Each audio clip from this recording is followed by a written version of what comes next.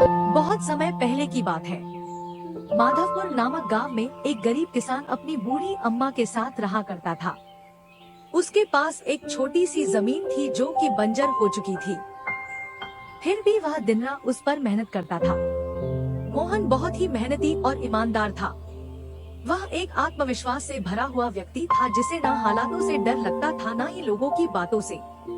हर दिन सूरज उगने से पहले ही वह उसी आत्मविश्वास के साथ उठता और अपने खेत की ओर बढ़ता जहां सिर्फ बंजर जमीन थी, लेकिन उसके सपनों की हरियाली छिपी हुई थी। उसे यकीन था कि एक दिन उसकी मिट्टी उसे जरूर जवाब देगी, सोने जैसी फसल बनकर। ओ बेटा मोहन, तेरे लिए मैंने जमींदार से बात कर ली है। वो तुझे अपने पास काम पर रख लेंगे। तू भी जाकर उनसे एक बार बात कर ले बेटा। अब हमारे बस की बात नहीं रही। कम से कम वहां रहकर तू अपना गुजारा तो कर पाएगा। मुझे तेरा बहुत ख्याल है मोहन, इसलिए यह कदम उठाया। जाकर बात कर ले, सब ठीक हो जाएगा।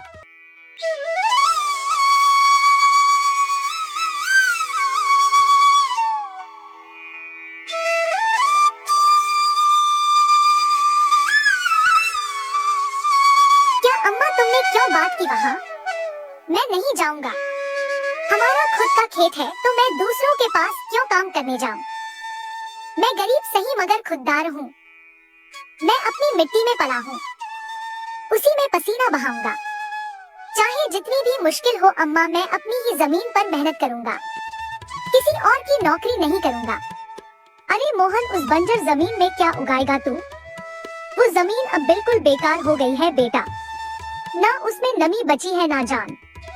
तू अपनी जिंदगी यूं ही जाया कर देगा। उस जमीन को संवारते संवारते मैं जानती हूँ तेरा हौसला बड़ा है, पर बेटा हौसले से पेट नहीं भरता। तू मेरी बात मान ले। वो जमींदार कम से कम तुझे रोज की रोटी तो देगा। अपनी जिद छोड़ दे बेटा।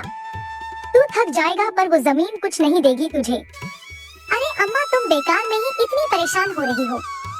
देखना, एक दिन मैं उसी जमीन से सोना निकालूंगा।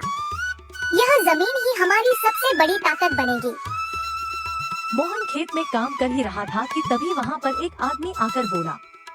अरे मोहन भैया, आपको भी मानना पड़ेगा। आप फिर से इस बंजर जमीन पर मेहनत कर रहे हैं। अरे मंगेश भैया, अब क्या करें? जमीन हमसे ज्यादा मेहनत करवा रही है, पर क्या करें? धरती तो माँ समान होती है, जैसा वह चाहे वैसा ही करना पड़ता है। कभी सख्त हो जाती है, कभी चुपचाप सब सह लेती है, कभी बीज को छुपा लेती है तो कभी उसे जीवन दे देती है। हम तो बस उसके बच्चे हैं जो उसके हर रंग को अपनाना जानते हैं।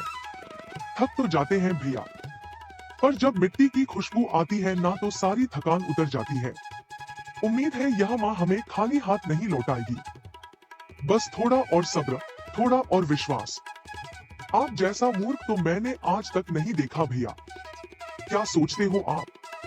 दुनिया कहां से कहां पहुंच गई और आप अब भी उसी बंजर जमीन से उम्मीद लगाए बैठे हैं। मोहन के पास उस आदमी की बातों का कोई जवाब नहीं था।